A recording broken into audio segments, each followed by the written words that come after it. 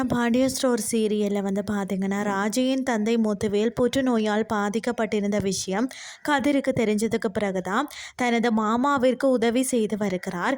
அவரை மருத்துவமனைக்கு சிகிச்சைக்காக அழைத்து செல்வது, அவருக்கு தேவையான மருந்துகளை வாங்கி கொடுப்பது போன்ற விஷயங்களையும் செய்து வந்தார்.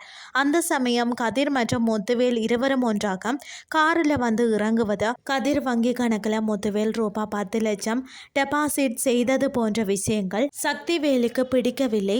இதனால் தனது அண்ணன் மீது கோபத்தில் இருந்தார். இந்த நேரத்தில் சென்னையில் முத்துவேலுக்கு ஆப்ரேஷன் என்பதால் அவரை அழைத்து கொண்டு கதிர் சென்னைக்கு வந்தார். முத்துவேலை கவனித்து கொள்ளும் வேளையில் ராஜியிடம் கதிர் சரியாக பேசுவது இல்லை. இது ராஜிக்கு சங்கடத்தை கொடுத்துள்ளது. அது மட்டுமின்றி கதிரை சென்னையில் ராஜி பார்த்து விட்டார்.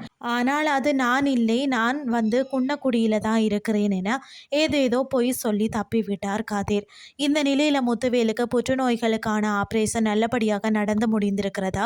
முத்துவேல் நலமாக இருக்கிறார் என்றும் இனி அடுத்தடுத்த சில சிகிச்சைகள் இருக்கிறது என்றும் அதையும் நல்லபடியாக செய்து முடித்து விடலாம், அவர் குணமாகி விடுவார் என்று மருத்துவர் கூறினார். இதை கேட்டு கதிர் மகிழ்ச்சி அடைந்துள்ளார்.